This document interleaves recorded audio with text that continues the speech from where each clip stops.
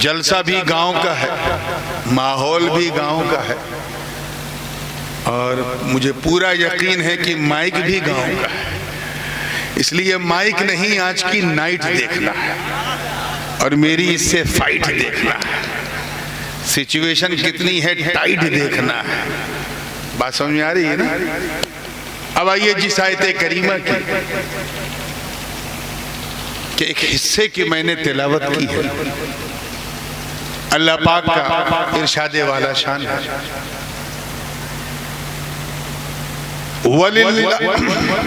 وَرِضْوَانٌ مِّنَ اللَّهِ أَكْبَرُ، ترجمہ، اور اللہ کی رضا سب سے بڑی ہے، سب سے عظیم ہے، سب سے مہان ہے۔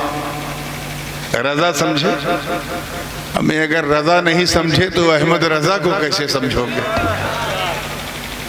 سنی کچھ سمجھے نہ سمجھے، رضا ضرور سمجھتا ہے۔ یہ تو اپنے اپنے مقدر کی بات ہے، کسی کو سزا ملی، کسی کو رضا ملی۔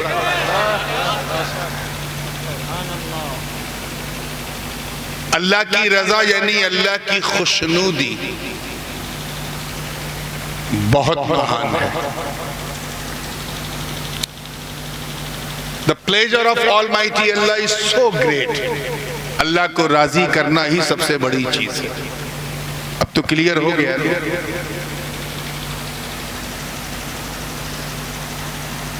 ایک اچھی اولاد، سعادت مند اولاد وہ کہلاتی ہے جو اپنی خدمت سے، اپنی سیوا سے اپنے ماں باپ کو راضی کر لے۔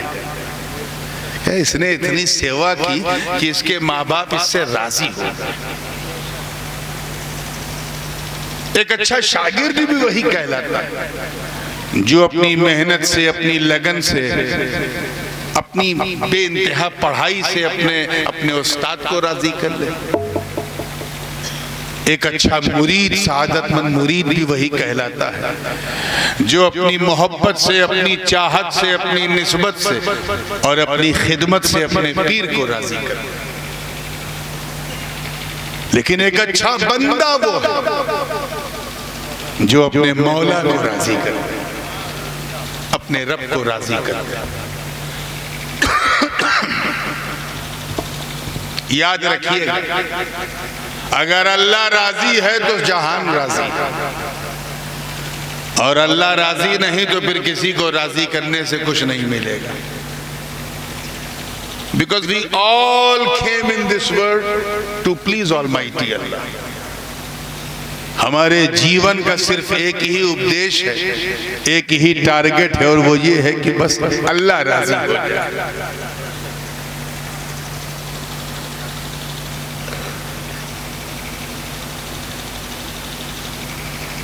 ایک بات بتائیے، تھوڑا سا میں دیکھنا چاہتا ہوں کہ آپ سمجھتے کیسا ہیں، پھر دیکھ لوں گا کہ سمجھ کے سمجھاتے کیسا ہیں۔ اور میں چاہتا ہوں کہ آج ایسا سنو کہ سب کو لگ جائے کہ آج سننے والوں کا جلسہ نہیں، سنت والوں کا جلسہ ہوگا۔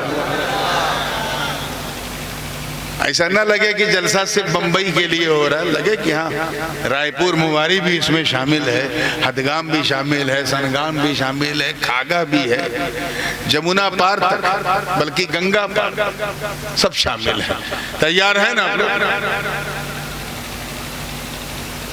ایک صاحب نے سوچا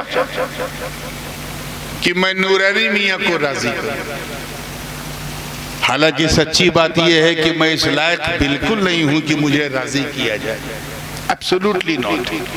بہت ہی ایک معمولی سا انسان ہے، مگر وہ میرا مرید تھا، عقیدت رکھتا تھا۔ اس نے سوچا کچھ ایسا کروں کہ حضرت خوش ہو جائیں، پرسن ہو جائیں، راضی ہو جائیں۔ کسی نے اس کو رائے دی کہ ایک کام کر، حضرت کو گھر میں دعوت دے اور بڑھیا کھانا بنا کے کھلا دے، حضرت خوش ہو جائیں گے۔ میں اس کے گھر پہنچا، کیا دسترخوان تھا! چکن بھی ہے، مٹن بھی ہے، قورمہ بھی ہے، شاورما بھی ہے، باسترما بھی ہے، اٹالین بھی ہے، ٹرکش بھی ہے، چائنیز بھی ہے، بریانی بھی ہے۔ اب ادھر بریانی، ادھر نورانی۔ دیکھا تو ہو گئی پریشانی۔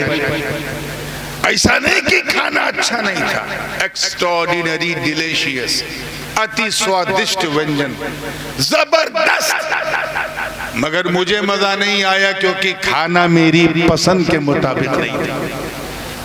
مجھے کیا پسند ہے حضرت جانتے ہیں، حضرت کا پورا گھر جانتا ہے، سادی روٹی ہو، سادہ چاول ہو، سادی دال ہو، سادی سبزی ہو، یعنی کھانا جتنا سادہ ہوگا دعا اتنی زیادہ ہوگا۔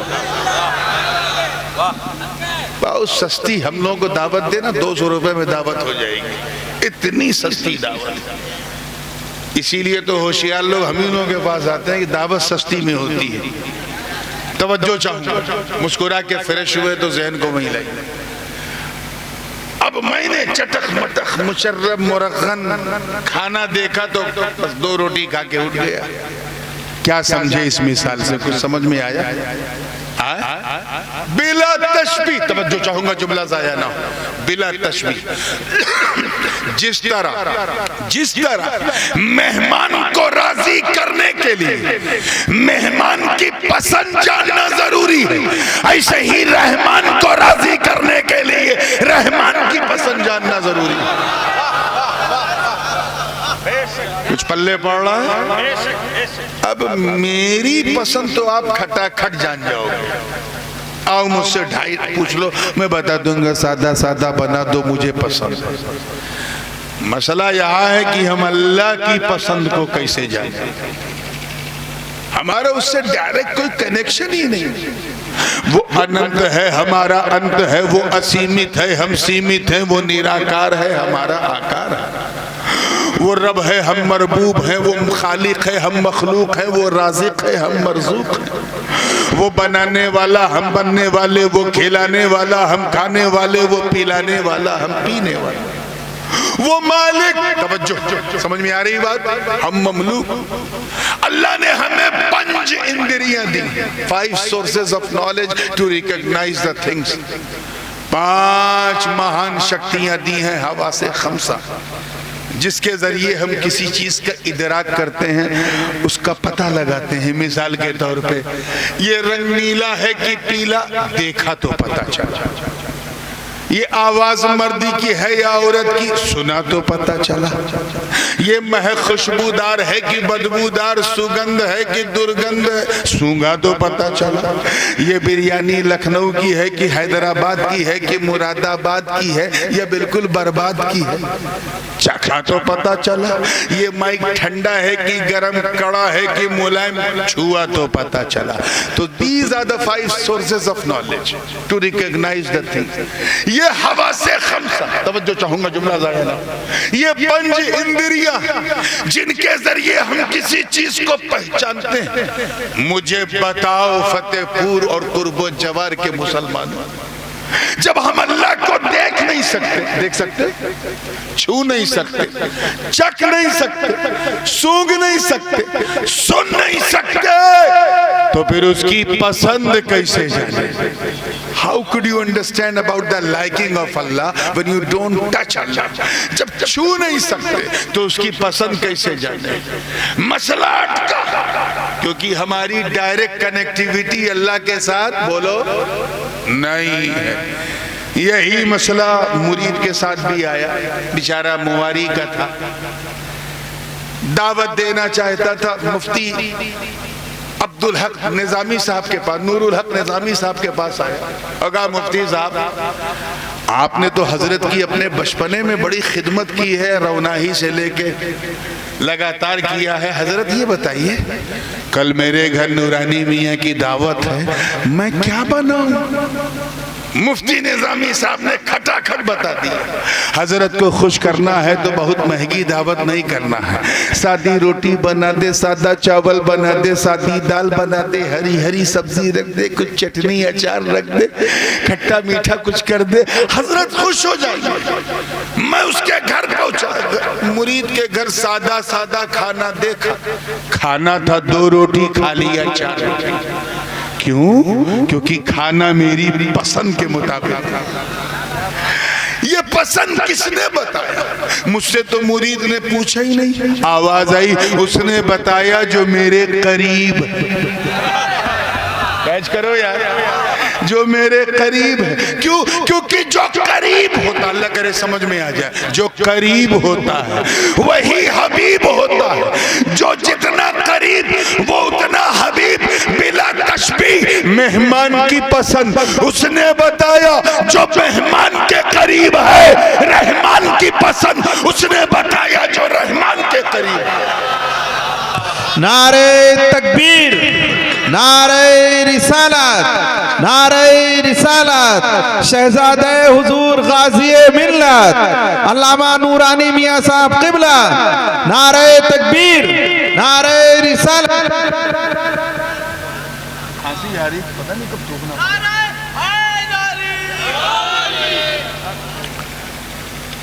گویا اللہ کرے سمجھ میں آ جائے, احمد مصطفیٰ.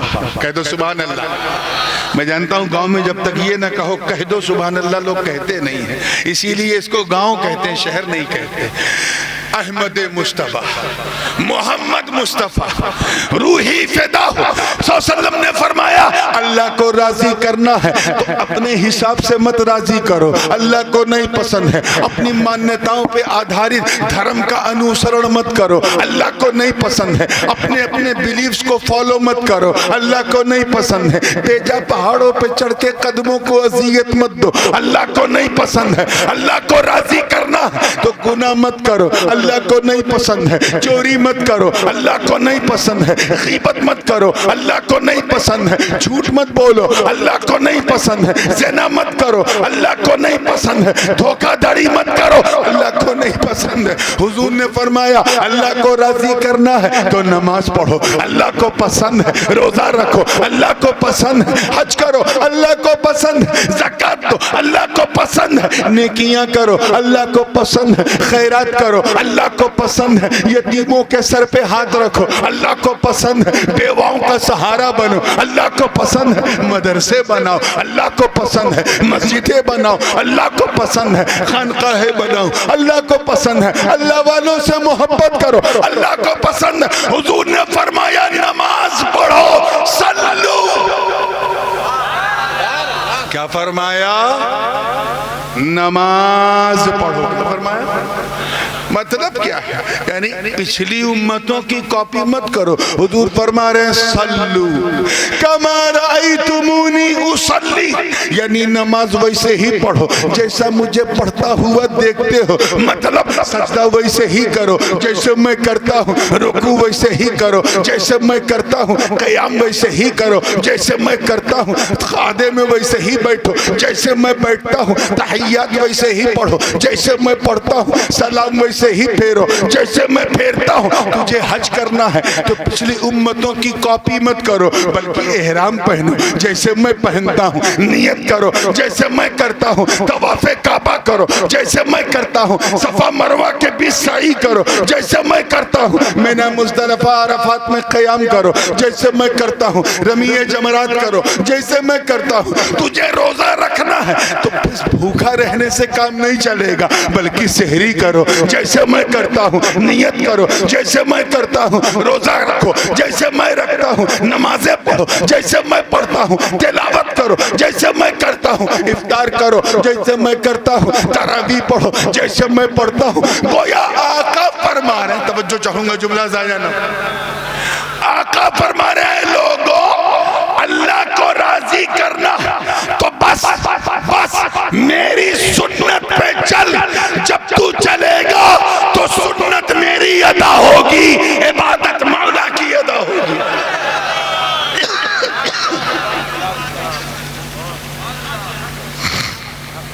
بات سمجھ میں آ رہی ہے؟ سمجھانا اتنا ہی تھا کہ اللہ کو راضی کرنا بہت بڑی چیز ہے. اور اس مثال سے یہ کلیئر ہو گیا ہوگا کہ اللہ کو راضی کرنا ہے تو رسول اللہ کو راضی کرنا. اچھا ایک بات بتائیے, تھوڑا میں لگتی ہوئی ایک بات کہہ کے آگے بڑھتا ہوں. میرے ینگسٹرز بھی بیٹھے ہیں, فیس بک انسٹاگرام چلانے والے لوگ, پوری توجہ سے اس پوری دنیا میں بلکہ اس پورے مجمع کی بات کروں تو کوئی ہے جو اپنی مرضی سے اس دنیا میں آیا ہے؟ منہ سے بولنا, Did you born by your own will? Will you die by your own will? اپنی مرضی سے مرو گے؟ بولو یار مواری والو، یا بمبئی کے لوگ چھٹاک بھر ہیں لیکن آپ سے زیادہ بول رہے ہیں۔ توجہ چاہوں گا، اپنی مرضی سے آئے ہو، اور زور سے بولو، ان کو سناؤ، اپنی مرضی سے آئے ہو۔ ہاں لگا نا کہ گاؤں میں کیسی چھاؤں رہتی اور کتنا تاؤ رہتا۔ اپنی مرضی سے جاؤ گے، پکی بات ہے نا، پکی بات ہے نا، تو پھر اپنی مرضی سے جینے کی کوشش کیوں کرتے ہو؟ میں یہی سمجھانا چاہتا ہوں، آئے ہو اللہ کی مرضی سے، تمہارا ہاتھ پیر ناک کان گلا ہاتھ تو یہ ہے کہ تیرا چہرہ بھی تیری مرضی سے نہیں بنا، اور خواہش کیا ہے؟ میرا جیون میری مرضی سے چلے۔ ابے تیری مرضی کی اوقات کیا ہے؟ جب تو اپنی مرضی سے آیا نہیں، جب تو اپنی مرضی سے جائے گا نہیں، تو پھر اپنی مرضی سے جینے کی کوشش کیوں کرتا؟ جینا تو اسی کی مرضی سے جیو جس کی مرضی سے آئے ہو، جس کی مرضی سے جاؤ۔ جو اپنی مرضی سے جیتے ہیں، جو اپنی مرضی سے جیتے ہیں، وہ صرف عبداللہ ہوتے ہیں، عبداللہ، اور جو رب کی مرضی پر اپنی مرضی قربان کر دیتے ہیں وہی ولی اللہ ہوتے ہیں، ولی اللہ۔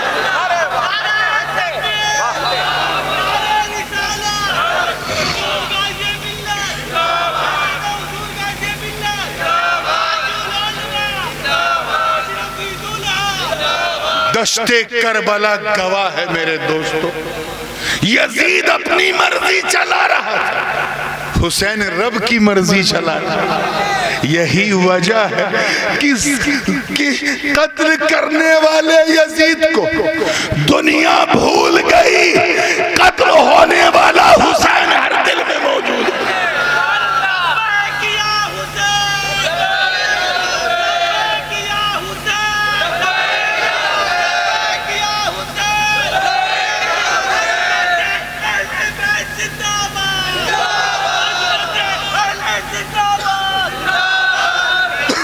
ہر دل میں حسین، کہہ دو سبحان اللہ، ہر جا میں حسین، ہر آن حسین، ہر شہر میں حسین، ہر گاؤں میں حسین، ہر ملک میں حسین، دریا کی روانی میں حسین، موجوں کی طغیانی میں حسین، دل دل میں حسین، جا جا میں حسین، امریکہ سے لے کے آسٹریلیا تک حسین، افریقہ سے لے کے یورپ کے برفستان تک حسین۔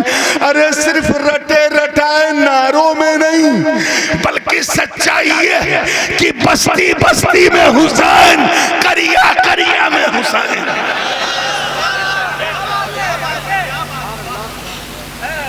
یہ ہے اس بندے کا جذبہ جو اپنی مرضی سے نہیں رب کی مرضی کو پریفرنس دیتا ہے، اور اللہ کی مرضی پہ چلنا تو مصطفیٰ کا دامن تھا، کیونکہ جسے نبی مل گئے اسے خدا مل گیا۔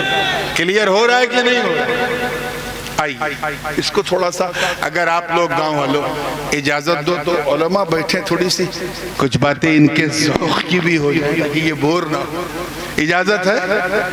آپ کیچ کر لو تو آپ کے لیے بونس ہے، ٹھیک ہے نا؟ نور الحق صاحب کہاں ہے؟ سب مثال دیں گے نا حضرت، اب یہاں آپ ہی کو بیٹھنا ہے، جانشین ہے۔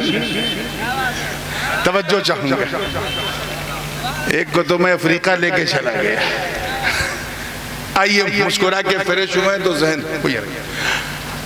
یہ دیکھیے حضرت حکیم ملت بیٹھے ہیں اور مفتی نظامی صاحب بیٹھے ہیں۔ اگرچہ رشتے میں باپ بیٹے ہیں لیکن دونوں کی ذات الگ ہے، شان الگ ہے، پہچان الگ ہے، چہرہ الگ ہے، عمر الگ ہے، جوہر الگ ہے، عرض الگ ہے، حیولہ الگ ہے، صورت جسمیہ الگ ہے، دونوں ایک دوسرے سے الگ ہے کہ نہیں؟ بولو ہے نا؟ جو مفتی صاحب ہیں وہ حکیم ملت نہیں، جو حکیم ملت ہیں وہ مفتی صاحب نہیں۔ کلیئر ہے؟ اب اگر میں کسی بات سے خوش ہو کر مفتی صاحب کی جیب میں 100 روپے ڈال دوں تو مفتی صاحب خوش ہوں گے نا؟ دوسرا کا ہے خوش. بھئی دو آدمی بیٹھے تھے, نعت پڑھ رہے تھے, ایک صاحب اٹھ کے آئے, انہوں نے ایک کی جیب میں پیسہ ڈالا, تو جس کی جیب میں ڈالا راضی وہ ہوگا یا دوسرا ہوگا؟ دوسرا نہیں ہوگا, کیونکہ راضی وہی ہوتا ہے جسے خوشی ملتی ہے. اب اگر میں یہ کہوں آپ سے کہ یہ دونوں حضرات, توجہ ہے, تھوڑی سی علمی باتیں کیچ کرنا میں علماء کے لیے, یہ دونوں حضرات زیادہ حقدار ہیں کہ ان دونوں کو راضی کیا جائے, تو بات بالکل ٹھیک ہے, بالکل گرامیٹکلی بھی ٹھیک ہے یہ جملہ. بھائی جب حق دو کا ہے تو راضی بھی دو کو کرو نا. ایک کو راضی کرنے سے دوسرا راضی ہو, اس کی کوئی گارنٹی ہے نہیں. تو جب ادھیکار دونوں کا ہے تو راضی بھی دونوں کو کرو, خوش بھی دونوں کو کرو. ایک کو خوش کرنے سے دوسرا خوش ہو یہ کوئی ضروری نہیں. تو یہاں ذات الگ ہے, اسی لیے بات الگ ہے. ٹھیک ہے نا؟ اب آؤ قرآن کی طرف. ایک طرف ہے ذات جلالت اللہ کی ذات, ایک طرف ہے ذات رسالت مصطفیٰ کی ذات. دونوں کی ذات الگ ہیں, صفات الگ ہیں. ایک وہ ہے جو لم یلد ولم یولد ولم یکن لہ کفوا احد. دوسرا وہ ہے جو حسنین کا نانا ہے, فاطمہ کا بابا ہے, علی کا بھیا ہے, عبد المطلب کا پوتا ہے. ایک وہ ہے جس نے انسان کو پیدا کیا, دوسرا وہ ہے جو انسان بن کے دنیا میں آیا.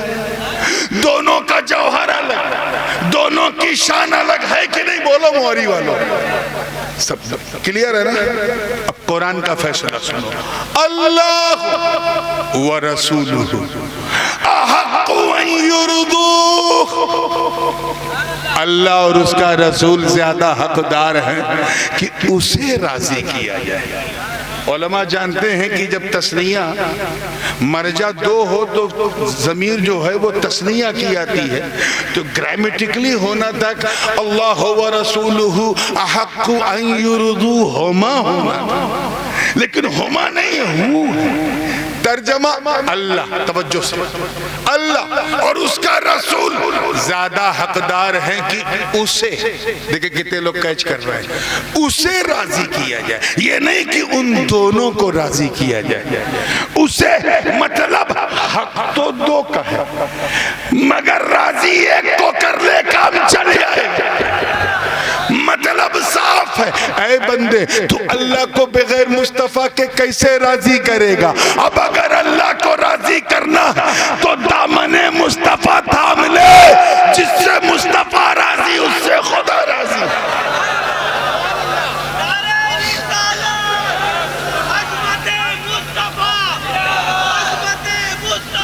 تبھی تو اعلیٰ حضرت, اب تو بول دو گاؤں والوں, عظیم البرکت, امام عشق و محبت, دریائے رحمت, کنز الکرامت, جبل الاستقامت, حقانیت کی شان, سنیوں کی جان, احمد رضا خان علیہ الرحمت والرضوان, جب اس راز سے پردہ ہٹایا تو یوں عرض کیا کہ یا رسول اللہ, میں تو مالک ہی کہوں گا کہ ہو مالک کے حبیب, یعنی محبوب و محب میں نہیں میرا تیرا.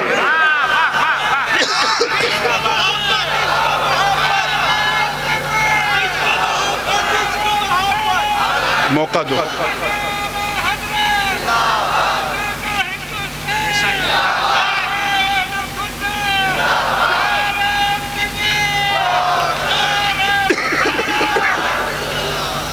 بات سمجھ میں آ رہی ہے نا؟ حالانکہ بڑا نازک موڑ تھا, لیکن آپ ماشاءاللہ آپ نے کیچ کر لیا, سمجھو بیٹھے بیٹھے میچ کر لیا. اللہ کو راضی کرو. آئیے تھوڑی سی بات اس پر ہو جائے, تھوڑا سا اصلاحی طبیعت بنائے, مزاج بنائے. صوفیاء کرام فرماتے ہیں کہ the easiest way to get pleasure of Allah is to have a fear of Allah. اللہ کو راضی کرنا ہے تو اس سے ڈرنا سیکھو. جو جتنا ڈرتا جائے گا اتنا راضی کرتا جائے گا. یہ ڈر بڑی عجیب چیز ہوتی ہے. آج کل دیکھیے نا پورے دیش میں بھے کا ایک عجیب ماحول بنایا جا رہا ہے. नफरती माहौल भय वाला। मनोवैज्ञानिक रूप से इंसान जिससे जितना डरता है उतना दूर भागता है। बात है कि नहीं? अरे भाई आप सड़क पे चल रहे, पगडंडी पे खेत की, एक काला काला पिटारा सांप आपके सामने ऐसे फन खोल के बैठ जाए और आपके हाथ में डंडा वंडा कुछ नहीं, क्या करोगे? जोर से बोलना। भागोगे। क्या करोगे? बोलो भाई। भागोगे। ये कौन भगा रहा है? भय भगा रहा है, डर कि भागे नहीं तो ये डस लेगा, खत्म हो जाएगा। घर में बैठे थे, अचानक इन्फ्लूजन हुआ, आग लग गई, क्या करोगे? उसी आग में बैठोगे? बोलिए क्या करोगे? भागोगे। अक्ल ने कहा भाग जा, नहीं तो भागने लायक भी नहीं रहेगा। डर ने आपको भगाया कि भाग भाग जान बचा। क्या समझा कि इंसान, देखिए कितने लोग कैच कर रहे हैं, इंसान जिससे जितना डरता है उतना दूर भागता है। उतना दूर, ये क्लियर हो गया कि मनुष्य जिससे जितना डरता है उतना, बोल दो भाई यार, मैं तो परेशान हो गया, उतना दूर भागता है। लेकिन केवल सिर्फ अल्लाह का खौफ, अल्लाह का डर इतना बेमिसाल होता कि बंदा जितना अल्लाह से डरता जाता है उतना अल्लाह के करीब होता जाता है। तो अल्लाह के करीब होना है तो उससे डरना शुरू करो। हजरत ख्वाजा उवैस करनी रज़ी अल्लाह ताला अन्हु, अक्सर मैं ये वाक़या बसा औक़ात तकरीर में बयान करता हूँ। जंगल में इबादत कर रहे हैं, रस्मी तौर पे ना सुनिए, जैसे आप हर साल थोड़ा सा लगे कि जन्नत कमाने बैठे। तवज्जो के साथ, आप तो एक रात जागते हैं, मुझे याद नहीं है कितनी हजार रात जागा। तवज्जो के साथ सुनिएगा तो मजा आएगा। तैयार हैं आप लोग? देखिए, जंगल में इबादत कर रहा है कौन? नहीं आप लोग बंबई वाले नहीं, आप कौन? माशाअल्लाह ख्वाजा उवैस करनी। उनकी बकरियां आराम से घास चर रही हैं और एक भेड़िया गर्दन घुमा घुमा के उनकी बकरियों की रक्षा कर रहा है। भेड़ नहीं, भेड़िया। भेड़िया समझे ना? अंग्रेजी में कहते हैं हाइना। बात समझ में आई ना? वो लंबे दांत वाला, नोकीले दांत वाला। शेर होता तो मैं यकीन कर लेता, लायन। मैं जानता हूँ शेर जितना खूंखार होता है उससे ज्यादा खुददार होता है। शेर अगर पेट भर के खाना खा ले तो you can walk with the lion, तुम उसके साथ टहल घूम सकते हो। और ये मैं कोई सुनी सुनाई बात नहीं कर रहा हूँ, जाती तजर्बा। एक मर्तबा मैं जिम्बाब्वे ज़म्बिया के बॉर्डर पे था, जंगल में देखा कि रेंजर ने पेट भर के शेर को खिलाया। शेर खा के मस्ती में था। मैंने कहा अब तो ये डेंजर नहीं करनी, डेंजर नहीं। मैंने कहा can I walk with the lion? Yes let's go. मैं 500 मीटर उस शेर के साथ चला, बिल्ली बना के उसे चला। मुझे मालूम है जब खतरा नहीं है। अभी और बात है कि शेर के साथ चलने के लिए सीने में भी शेर वाला दिल चाहिए, ये सबके बस का रोग नहीं। मगर मेरे दोस्तों, भेड़िया ऐसा दरिंदा है, भेड़िया, कि इतना खा ले कि सांस नहीं ले पाए, गर्दन तक खा ले। और सामने बकरी दिख जाए, भेड़ दिख जाए तो नोचेगा जरूर, चाहे खाए ना। और यहाँ ख्वाजा उवैस मस्ती में इबादत कर रहे, बकरियां आराम से घास चर रही हैं और भेड़िया गर्दन घुमा घुमा के बकरियों की रक्षा कर रहा है। एक राहगीर का गुजर हुआ, मुसाफिर का। उसने जब ऐसा अद्भुत, अविश्वसनीय, अकल्पनीय, इनक्रेडिबल, अनबिलीवेबल मंजर देखा, उससे रहा नहीं गया। उसने पूछा बाबा, तवज्जो है आप लोगों की, पूछा बाबा आपको इस भेड़िए से डर नहीं लगता? नहीं लगता? तो ख्वाजा उवैस करनी ने सर उठाया और मुस्कुरा के कहा तू मेरी बात कर रहा है, मेरी बकरियों को भी इससे डर नहीं लगता। तवज्जो, वो क्यों का सुन, अल्लाह करे बात समझ में आए। सुन, जब तक मैं अल्लाह से नहीं डरता था, इस भेड़िए से डरता था। जब से मैं अल्लाह से डरने लगा یہ بھیڑیا مجھ سے ڈرنے لگا۔ اس لیے اے رائے پور، مواری اور کرگو جوار کے مسلمانوں مایوس مت رہو۔ اگر تم چاہتے ہو کہ ہمارے سماج میں چھپے ہوئے بھیڑیے ہم سے ڈرے، اگر تم چاہتے ہو کہ بھارت کی گنگا جمنی سبھیتا کو مٹانے والے اساماجک تتو ہم سے ڈرے، اگر تم چاہتے ہو کہ اسلام کو آنکھ دکھانے والی طاغوتی طاقتیں ہم سے ڈرے، تو تمہیں کوئی انیتک کام نہیں کرنا ہے، کوئی غیر قانونی کام نہیں کرنا ہے، تمہیں قانون کو اپنے ہاتھ میں نہیں لینا ہے۔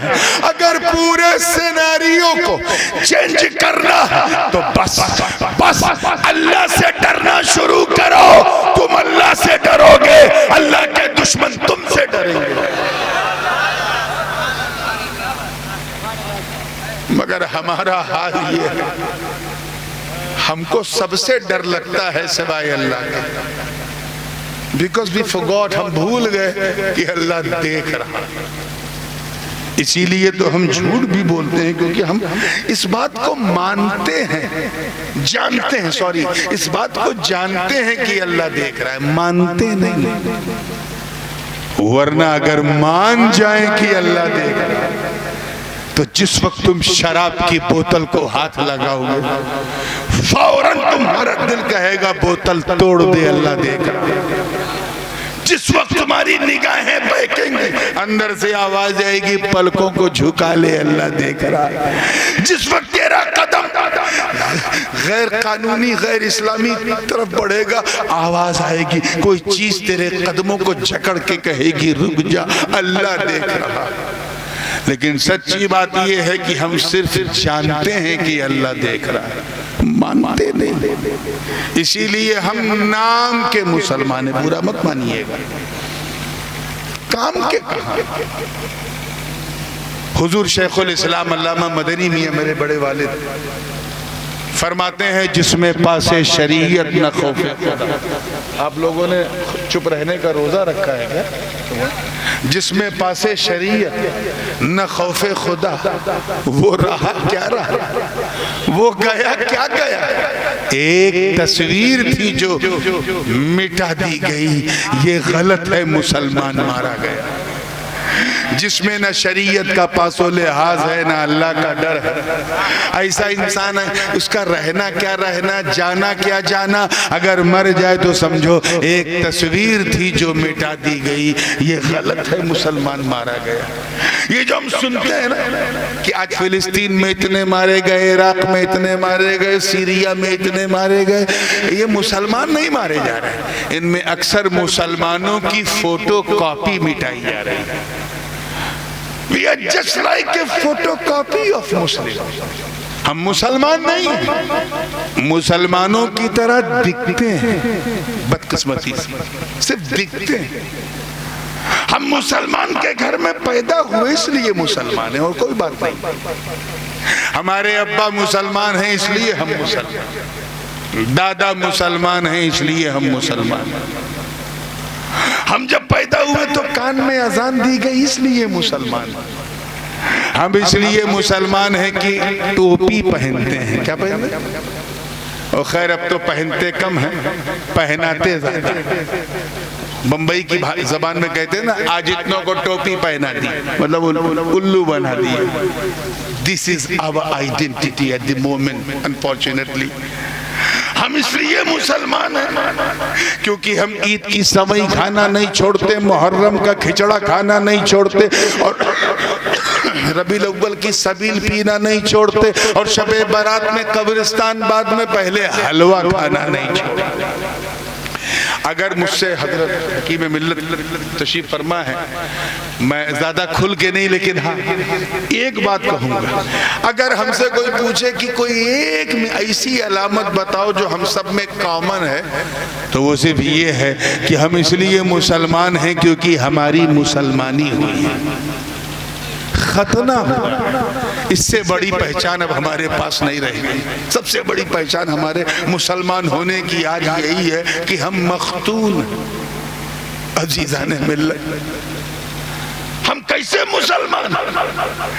ہفتے میں ایک دن ماں باپ کے دباؤ میں آ کے ہم مسجد چلے جاتے ہیں اور یہ سوچ کے جاتے ہیں کہ ایسے ٹائم انٹری مارے جب امام صاحب ممبر پہ کھڑے ہو جائیں اور 2 رکعت پڑھ کے ایسا بھاگتے ہیں جیسے لگتا ہے اسٹیشن سے ٹرین چھوٹنے والی ہے۔ یاد رکھنا ہم وہ مسلمان نہیں، توجہ علماء کرام، ہم وہ مسلمان نہیں جنہوں نے بدر و احد خیبر و خندق میں پرچم اسلام کو لہرا دیا۔ ہم وہ مسلمان نہیں جنہوں نے انطاکیہ کے گرجا گھروں میں گھس کے اذان دے دی۔ ہم وہ مسلمان نہیں جنہوں نے روما کے غرور کو مٹی میں ملا دیا۔ ہم وہ مسلمان نہیں ہیں جن کے تصور سے قیصر و کسریٰ کے ایوان میں زلزلے آ جائیں۔ ہم وہ مسلمان نہیں ہیں جو نبی کے وضو کے قطروں کو بھی زمین پہ گرنے نہ دے۔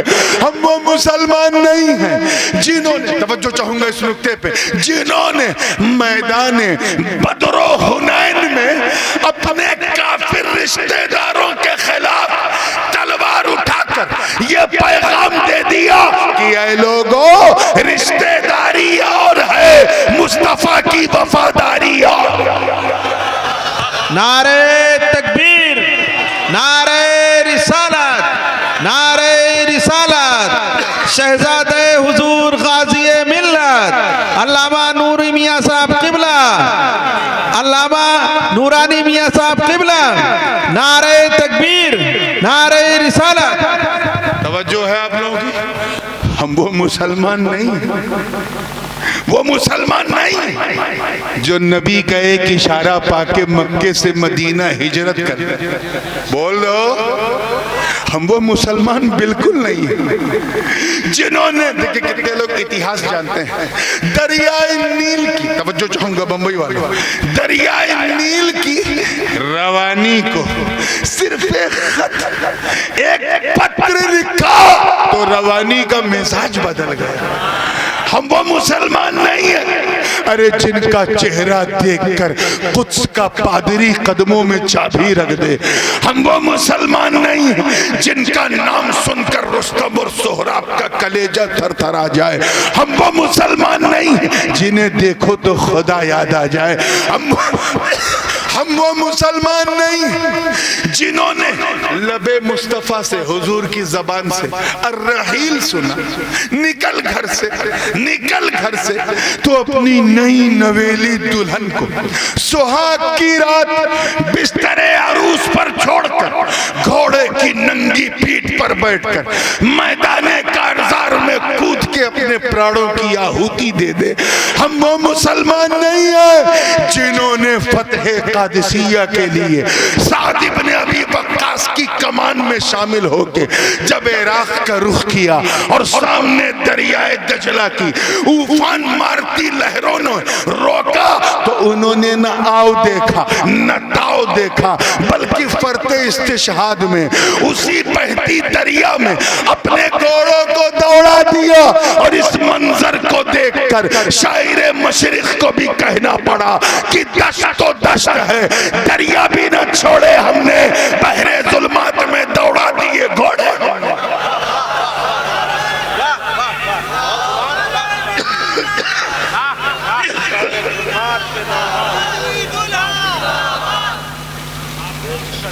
تو try to become a solid Muslim، اپنے کردار و عمل کو سنوار لو، ورنہ تمہاری داستان بھی نہ ہوگی داستانوں میں۔ ہم تو اتنے گھٹیا استر کے ہو چکے ہیں کہ نبی کے نام پہ جلسہ ہوتا ہے تو 12 بجے نیند آنے لگتی۔ چلے ان کا ذکر سننے جن کو دیکھ کے سورج بھی ڈر جاتا تھا کہ نکلوں کہ نہ نکلوں، بہت ہی، اور یہ حالت اس کے ہم خود ذمہ دار ہیں۔ ایک بات اور اسی سے لگتی ہوئی اجازت ہے، جو لوگ سونا چاہتے ہیں وہ ہاتھ اٹھائے تو 4 لوگ سونا چاہتے ہیں، سو جائیے۔ واقعی چلیے کم سے کم اس بوڑھی رات میں آپ کو مسکرانا تو آیا، اور ویسے بھی جب سنی مسکراتا ہے تو بدعقیدہ ذرا گھبراتا ہے۔ اللہ یہ مسکان آپ کے چہروں پہ سلامت ہو، اللہ یہ مسکان آپ کے چہروں پہ سلامت ہو۔ وہ نام سنا اس کا آپ نے؟ حجاج بن یوسف. خالی منڈی ہلئی ہو یا بتاؤ گے کتنے لوگوں نے حجاج بن یوسف کا نام سنا ہے؟ جنہوں نے نہیں سنا ہے وہ ہاتھ نہ اٹھائیں. اچھا پورے مجمع میں صرف 6-7 لوگ گرا تو پھر سن لو. بڑا کرو شاشک ظالم تھا. کون تھا؟ حجاج بن یوسف. صحابہ اور تابعین کے خون سے اپنے ہاتھوں کو رنگے ہوئے تھے. صحابہ کا قاتل، تابعین کا قاتل، ائمہ دین کا قاتل. اتنا کرو شاشک تھا. دیکھیں کتنے لوگ پہنچ رہے ہیں جہاں میں پہنچانا نہیں چاہتا لیکن پہنچ رہے ہیں کہ جس گرو کے مارگ درشن میں رہ کے اس نے راجنیتی سیکھی اسی گرو کو سائیڈ میں بیٹھال کے ان کی کرسی پہ بیٹھ گیا. کون؟ حجاج بن یوسف. گرو کے زمانے میں جو سونے کے سکے چلتے تھے اشرفیاں، دینار، انہیں پگھلا کر گلا کر آگ میں، آج کی ماڈرن لینگویج میں کہیں تو ڈی مونیٹائز کر کے نوٹ بندی کر کے اپنے نام کا سکہ چلایا. حجاج بن یوسف اتنا ظالم تھا کہ سب کو ڈرا کے رکھتا تھا، بھائے کا ماحول بنا کے.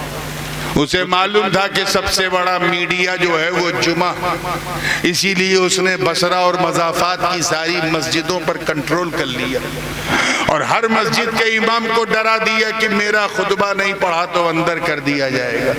یعنی پورے میڈیا تنتر کو اپنی گودی میں بٹھا لیا. کون؟ حجاج بن یوسف. یار میں حجاج بن یوسف کی بات کر رہا ہوں، لگتا آپ کا دماغ کہیں اور جا رہا ہے. جا رہا ہے تو جانے دو. لیکن حجاج بن یوسف اتنا ظالم تھا، اتنا ظالم تھا کہ اگر کوئی اس کا خطبہ نہ پڑھے نا تو حکومت کی ایجنسیز جو ہے اس آدمی کے خلاف لگا دیتا تھا اور اسے پکڑ کے ڈیٹینشن سینٹر میں ڈیٹین کر دیا جاتا تھا. کون؟ حجاج بن یوسف. ہاں دماغی ادھر ادھر مت لے جاؤ، حجاج پہ رکھو. اتنا کرو شاشک. ایک بات اور یاد رکھیے گا، جو ظالم ہوتا ہے ایسا نہیں کہ وہ ہر کام غلط ہی کرتا، ایک دو اچھے کام بھی کرتا ہے. حجاج نے بھی کیا. حجاج نے 2 کام تو اتنا بڑا کیا ہے کہ کیا بتاؤں. ایک یہ کہ اس نے ہم عجمیوں کے لیے انڈیا، پاکستان، بنگلہ دیش، ایران اور ادھر صدرن ایشیا کے لیے اس نے قرآن پاک میں زبر زیر پیش، اعراب و نقطے، 1 نقطہ بے کا تو 2 نقطہ تے کا تو 3 نقطہ سے کا، یہ اس نے نقطے زبر زیر لگا دیے تاکہ ہم قرآن پاک پڑھ سکیں. اور دوسرا اس نے بڑا کام یہ کیا کہ ہندوستان کی طرف محمد بن قاسم کو بھیجا جس نے چڑھائی کی تو سندھ فتح ہوا. اب ان 2 کاموں کی وجہ سے اللہ اگر اسے معاف کر دے تو اس کا فضل ہے اور نہ معاف کرے تو اس کا عدل ہے، کیونکہ وہ صحابہ اور تابعین کا قاتل، لوگوں پر اتیاچار کرنے والا. کون؟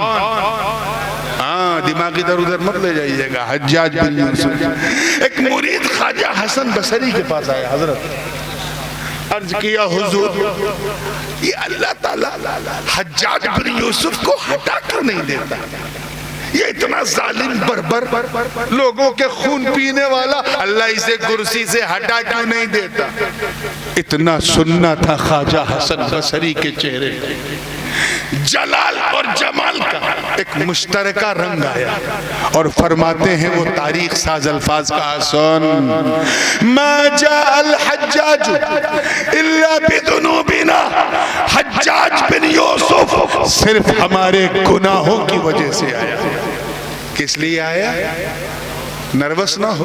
ہمارے گناہوں، یعنی ہم نے جو گناہ کیے ہیں ہمیں سبق سکھانے کے لیے اللہ نے ہمارے سروں پہ حجاج بن یوسف کو بٹھایا. رائے پور سے لے کے ہدگام اور سنگاؤں تک، کھاگا اور فتح پور اور آس پاس کے قرب و جوار کے غیور مسلمانوں مجھے بتا، آج سے لگ بھگ 14.25 یا 1400 سال پہلے جو بھی مٹھی بھر گنہگار تھے، مٹھی بھر، ان کے لیے اللہ نے حجاج بن یوسف جیسے ظالم کو بٹھایا. آج کے گنہگاروں کو دیکھتے تو کیا کہتے؟ یہ رات دن شراب کباب اور شباب کے پیچھے دوڑنے والی اس قوم کو دیکھتے تو کیا کہتے؟ یہ رات کے اندھیروں میں موبائل کے ذریعے چیٹنگ اور چیٹنگ کرنے والی اس نوجوان نسل کو دیکھتے تو کیا کہتے؟ یہ نماز روزہ چھوڑ کر تلاوت چھوڑ کر موبائل میں انسٹاگرام پہ سرفنگ کرنے والے ان شوکروں کو دیکھتے تو کیا کہتے؟ یہ 4 پیسے کما کر اپنے ماں باپ کو آنکھیں دکھانے والی اس نوجوان نسل کو دیکھتے تو کیا کہتے؟ ارے تو بمبئی کیا گیا، دلی کلکتے کیا گیا، بنگلور کیا گیا، 4 پیسے تیرے ہاتھ میں کیا ہے؟ تو اتنا بڑا ہو گیا کہ تو نے اپنی ماں کی توہین کر دی، اپنے بابا کی توہین کر دی۔ ارے تیری زندگی میں ایک نئی نویلی دلہن کیا آئی، تیرا مزاج بدل گیا۔ اے کسی دلہن کی کم بخت مسکراہٹ کے سامنے اپنی ماں کو دھکے مارنے والوں، کبھی تم نے سوچا کہ تیری بیوی نے تجھے تب پیار کیا جب تیرے پاس کھلانے کے لیے روٹی تھی، تب پیار کیا جب پہنانے کے لیے کپڑے تھے، تب پیار کیا جب ٹھہرانے کے لیے مکان تھا، تب پیار کیا جب اسے بہلانے کے لیے تیرے جسم میں طاقت تھی، تب اس نے پیار کیا۔ لیکن ماں نے تو تجھے اس وقت بھی نہیں چھوڑا جب تو اتنا کمزور تھا کہ اپنے ہاتھ سے دودھ کی بوتل بھی نہیں اٹھا پاتا۔ تو کس خیال میں ڈوب گیا ہے نوجوان؟ تو کہاں چلا گیا؟ اب اگر پورے سسٹم کو چینج کرنا، اپنی لائف اسٹائل کو بدلنا، تو ابھی بھی وقت ہے۔ رب کی بارگاہ میں رجوع کرو، آنسو بہاؤ، اللہ کو راضی کرو۔ اللہ تک تیری پہنچ نہیں، گھبرا مت، رسول اللہ کو راضی کر۔ جاؤ کا فاستغفر اللہ واستغفر لهم الرسول لوجد اللہ تواب الرحیم۔ چادر حبیب پر 2 بوند آنسوؤں کی ذرا گنبد خضرا کی چھاؤں میں پہنچ کے گرا تو صحیح۔ ارے جب تو گرائے گا تو میرا مولا قیامت کے دن رحمتوں کا دریا بہا دے گا۔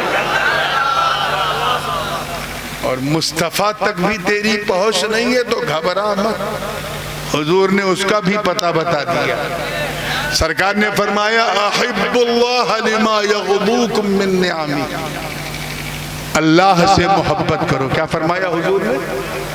نہیں ویسے جیسے 11 بجے بول رہے تھے، کیا فرمایا؟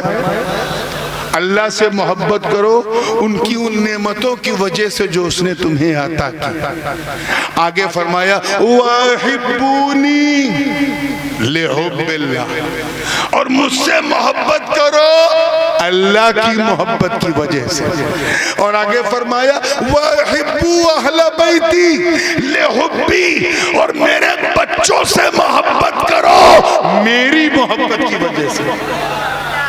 مطلب اگر تم اللہ سے محبت کرتے ہو تو رسول اللہ سے کرو، اور رسول اللہ سے کرتے ہو تو اہل بیت سے کرو۔ مطلب اپنے دل میں حسن حسین کی محبت کو بسا لو، اللہ تم سے راضی ہو جائے گا۔ یہ مقام رضا کوئی معمولی چیز نہیں ہے، اس کی 2 قسمیں ہیں۔ ایک مقام، اسی پہ بات کو ختم کروں گا، توجہ سے سنیے۔ ایک ہے مقام راضیہ، کیا ہے؟ ان کو جگہ دیں۔ ایک ہے مقام راضیہ اور ایک ہے مقام مرضیہ۔ قرآن پاک میں دونوں کا ذکر ہے، یا ایتھا النفس المطمئنہ ارجعی الی ربک راضیۃ مرضیہ فادخلی فی عبادی وادخلی جنتی راضیۃ مرضیہ۔ تو ایک ہے مقام راضیہ، مقام رضا کے 2 قسمیں، اور ایک ہے مقام مرضیہ۔ مقام راضیہ یہ ہے کہ بندہ اپنے مولا کو راضی کرے۔ زور سے بولو، بندہ کچھ ایسا کرے، کچھ ایسا کرے کہ اللہ راضی ہو جائے، یہ مقام راضیہ ہے۔ اور مقام مرضیہ کہ مولا اپنے بندے کو راضی کرے۔ مقام راضیہ میں بندہ طالب ہے، مولا مطلوب ہے، اور مرضیہ میں بندہ مطلوب ہے، مولا طالب ہے۔ بندہ محبوب ہے، مولا محب ہے۔ اس مقام کے بارے میں حضرت ذوالنون مصری فرماتے ہیں مقام مرضیہ کے بارے میں کہ یہ وہ مقام ہے جو اس بندے کو دیا جاتا ہے جو بندہ نفس امارہ سے لے کے نفس لوامہ، نفس لوامہ سے لے کے نفس ملہمہ، نفس ملہمہ سے لے کے نفس مطمئنہ، نفس مطمئنہ سے لے کے نفس راضیہ، ان تمام مرحلوں میں اتنا پکا ہو کہ اسے دیکھ کے لوگ کہیں یہ مسلمان نہیں، اسلام یہ بندہ نہیں، بندہ نواز، یہ خادم نہیں مخدوم ہے، یہ مستغیث نہیں غوث، جسے دیکھو تو خدا یاد، یہ ٹاپ رینک ہے۔ حضرت ذوالنون مصری نے ایک بات کہی، بس اسی پہ بات ختم کرنا ہے، فرماتے ہیں کہ مقام مرضیہ یہ بات اللہ کی رضا کی چلائی ہے نا، زور سے بولو، ایسے نہیں منہ سے، اللہ کی، تو اب اس رضا کو گہرائی میں سمجھو تاکہ احمد رضا سمجھ میں آ جائے۔ توجہ، مقام مرضیہ پہ حضرت ذوالنون فرماتے ہیں کہ ترک الاختیار بمر القضاء، یعنی ارتھات قضا کی کڑواہٹ کے سامنے اپنے پاور کو چھوڑ دینا، یہ ہے مقام رضا۔ کیا ہے؟ میں اور آسان کروں گا، جب تک آپ سمجھیں گے نہیں میں آگے بڑھوں گا ہی نہیں، میں ان میں سے نہیں جو کھٹ کھٹ کھٹ کھٹ کھٹ کھٹ کھٹ بول کے نکل گئے، سمجھاؤں گا۔ ترک الاختیار یعنی جو ہونے والا ہے اس ہونے میں اگر کوئی سمسیا ہے تو اس سمسیا کو جھیل کر چمتکار نہ دکھانا، یہ ہے مقام رضا۔ جو ولی چمتکار دکھا دے وہ اور ہے، اور چمتکار جہاں ٹھٹک کے رہ جائے وہ اور ہے۔ اس چیز کو سمجھو، میں ایک مثال دوں تاکہ ایک دم کلیئر ہو جائے۔ حضرت خواجہ غوث محمد گوالیار، نام سنا ہے نا؟ گوالیار سلسلے شتاریہ کے ہندوستان میں بانی، مقام صدیقیت پہ فائز تھے وقت کے غوث، راجہ سندھیا بھی ان کا درباری تھی۔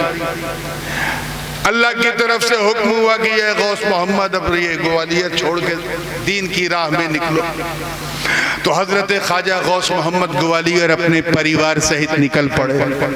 راجہ کیونکہ آپ کا انویائی تھا، شیدائی تھا، اس نے کہا بابا جہاں تک ہماری ریاست کی سیما ہے وہاں تک میرے فوجی آپ کے ساتھ جائیں گے، ہاں جہاں سیما سماپت ہوگی اس کے بعد آپ فری ہیں۔ فوجی ساتھ ساتھ چلتے رہے، شاہی انداز میں خواجہ غوث محمد گوالیار کا قافلہ نکلا۔ جیسے ہی سندھیا ریاست کی سیما سماپت ہوئی، بندیل کھنڈ کلیئر ہوا، تھوڑا سا آگے بڑھے تھے کہ حضرت خواجہ غوث محمد گوالیار کے قافلے پر ڈاکوؤں نے حملہ کیا۔ کیا کیا؟ 500 ڈاکو، اور آپ کے قافلے میں آپ کی بیوی ہیں، بچے ہیں، نواسی ہیں، ایک 9 سال کی نواسی بھی آپ کے ساتھ، سب ڈاکوؤں نے حملہ کیا۔ پھر کیا تھا؟ جس کے ہاتھ میں جو آ رہا تھا وہ لوٹ رہا تھا۔ خواجہ غوث محمد گوالیار دیکھ رہے ہیں لیکن صبر کر رہے ہیں کیونکہ مقام رضا پہ فائز ہے، کرامت نہیں دکھا رہے، صبر کر رہے ہیں۔ اسی بیچ ایک ناہنجار ناعاقبت اندیش ڈاکو نے آپ کی 9 سال کی نواسی کے کان میں لٹکتی ہوئی سونے کی بالی کو ایسا کھینچا کہ کان کی لو کٹ گئی اور خون کا پھوارا کان سے جاری ہو گیا۔ خون کا پھوارا جاری ہونا تھا، حضرت خواجہ غوث محمد گوالیار کا مقام رضا ڈگمگا گیا، جلال میں آئے، اور ایک روایت میں مریخ کو اور ایک روایت میں ایک ڈنڈا، بہرحال جو بھی ہو، حکم دیا ہے مریخ اتر۔ مریخ سمجھے منگل گرہ، جہاں جانے کو بڑا اچیومنٹ سمجھا جاتا ہے، اتر۔ اور یہ جن لوگوں نے بھی میری نواسی کا یہ حال کیا ہے سب کی گردنوں کو قلم کر دے۔ ایک ہی جھٹکے میں 500 کے 500 ڈاکو سر قلم۔ پھر تھوڑی دیر بعد خیال آیا یا اللہ یہ میں نے کیا کر دیا. کرامت تو غیروں کے لیے دکھائی جاتی ہے, گھر پہ جب آزمائش آئے تو کرامت نہیں دکھائی جاتی. یہ مجھ سے کیا ہو گیا؟ ابھی اسی خیال میں تھے کہ ہاتف غیبی سے آواز آئی, اے غوث محمد یہ تو نے کیا کیا؟ تو نے 500 لوگوں کو مار دیا. حضرت خواجہ غوث محمد نے فرمایا حضور انہوں نے میری بچی کی کان کی بالی ایسا چھینی کہ کان سے خون کا فوارہ پھوٹا, میں برداشت نہیں کر سکا. اے اللہ مجھے معاف کر. کہا لیکن ایک کے بدلے ایک کو مارنا تھا, تو نے 500 کو. اے اللہ یہ سب کے سب کافر تھے, کفار تھے. رب تعالیٰ نے فرمایا ارے جو بھی ہوں تھے تو میرے بندے نا, میں رب العالمین ہوں, رب المسلمین نہیں. ساری دنیا کا مالک, جو مجھے مانتا ہے میں اسے بھی کھلاتا ہوں, جو نہیں مانتا اسے بھی کھلاتا ہوں. اتنا کہنا تھا حضرت خواجہ غوث محمد, اتنا روئے کہ اللہ تعالیٰ نے آپ کو پھر اسی مقام رضا پہ فائز کر دیا. اب سمجھ میں آیا, اب سمجھ میں آیا کہ آقا حسین نے کرامت کیوں نہیں دکھائی. 3 دن کے بھوکے پیاسے حسین کرامت نہیں دکھا رہے, پیاس کی شدت سے سکینہ العطش کر رہی, مگر حسین کرامت نہیں دکھا رہے. عباس کے بازو کٹ گئے, حسین کرامت نہیں دکھا رہے. قاسم کی جوانی لٹ گئی, حسین کرامت نہیں دکھا رہے ہیں. علی اکبر کا لاشا خون میں, حسین کرامت نہیں دکھا رہے. تمام کے تمام آوانوں انصار اہل بیت شہید ہو گئے, حسین کرامت نہیں دکھا رہے. سکینہ دامن عباس تھام کے کہہ رہی چچا پیاس پیاس, العطش العطش, مگر حسین کرامت نہیں دکھا رہے. خدا کی قسم میرا حسین اگر چاہتا اپنے بابا علی کی ذوالفقار کو اگر دشت کربلا میں گاڑ دیتا تو چشمہ پھوٹ پڑتا کربلا کی مٹی سے. حسین نے کرامت نہیں دکھائی. ارے صرف آسمان کو دیکھ لیتے تو اتنی بارش ہوتی کہ پورا کربلا سیلاب زدہ ہو جاتا, مگر حسین نے کرامت نہیں دکھائی. ارے حسین تو حسین کی بیٹی جناب سکینہ اگر وہ اپنی اوڑھنی کو نہر فرات کی طرف صرف اچھال دیتی تو خدا کی قسم پوری نہر خیمے میں آ جاتی, مگر انہوں نے بھی کرامت نہیں دکھائی. آپ نے سنا ہوگا 6 ماہ کے علی اصغر کو کسی نے زمین پہ نہیں بٹھایا, چاہے سنیوں کی روایت پڑھو, چاہے شیعوں کی روایت پڑھو, چاہے ناصبیوں کی روایت پڑھو, چاہے خارجیوں کی روایت پڑھو, کسی نے نہیں لکھا کہ ایک لمحے کے لیے ایک آن کے لیے علی اصغر کو کسی نے زمین پہ بٹھایا ہو. نہیں, کبھی وہ پھپھی زینب کی گود میں, کبھی ام اعلیٰ کی گود میں, کبھی شہر بانوں کی گود میں, کبھی جناب سکینہ کی گود میں, کبھی بابا حسین کی گود میں, کبھی عابد بیمار کی گود میں, کبھی چچا عباس کی گود میں, کسی نے زمین پہ نہیں بٹھایا. کیوں؟ توجہ, کیونکہ سب کو پتا تھا یہ جنگ کرامت دکھانے کے لیے نہیں, یہ جنگ کرامت دکھانے کے لیے نہیں, استقامت دکھانے کے لیے. علی اصغر ابھی بہت چھوٹے ہیں, انہیں جنگ کی مصلحتوں کا علم نہیں. اگر زمین پہ بٹھا دیا اور وہیں بیٹھے بیٹھے انہوں نے اپنے بابا حسین کے مرجھائے پیاسے ہونٹوں کو دیکھ کر بے چینی میں اگر اسی کربلا کے رڑ میں اپنی ایڑی کو رگڑ دیا تو اسماعیل کا پوتا ہے, کہیں دوسرا زمزم نہ جاری ہو جائے.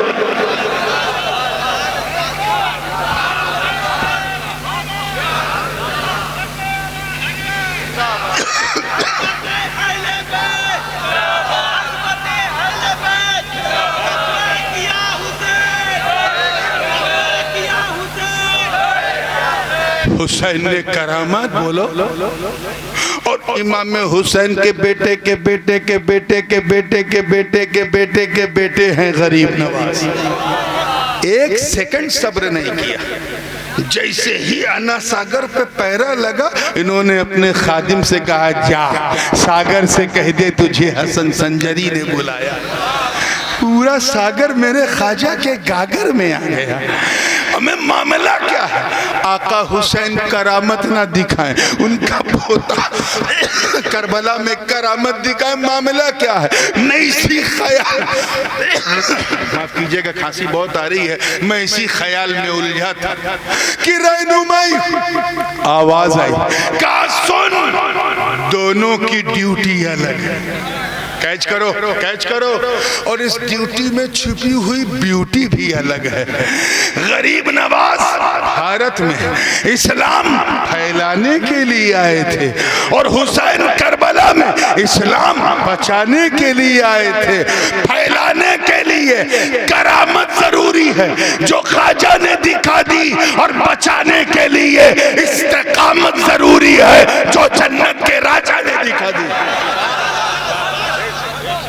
تبھی تو امام حسین کی شہنشاہی پر شہنشاہ ہندوستان نے کیا کہا؟ میرے غریب نواز نے جب سلوٹ کیا تو کہا شاہ ہست حسین, بادشاہ ہست حسین, دین ہست حسین, دی پناہ ہست حسین, سرداد نداد دست در دست یزید, حقا کے بنا الہ ہست حسین.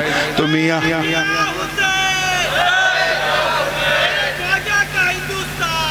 اللہ کو راضی کرو, راضی کرنا ہے تو مصطفیٰ کو راضی کرو, مصطفیٰ کو راضی کرنا ہے تو آل مصطفیٰ کو راضی کرو. یہ بالکل سیدھا ہے. دامن پکڑ کے اپنے امام اعلیٰ حضرت کی زبان میں سر سے سر ملا کے کہو کہ دو جہاں میں خادم آل رسول اللہ کر حضرت آل رسول مقتدہ کے واسطے.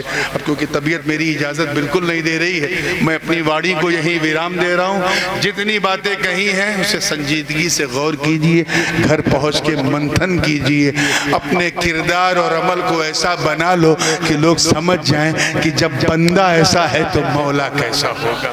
اللہ ہم سب کو سچا پکا سنی صحیح العقیدہ مسلمان بنائے رکھے. وآخر دعوانا ان الحمدللہ رب العالمین. السلام علیکم.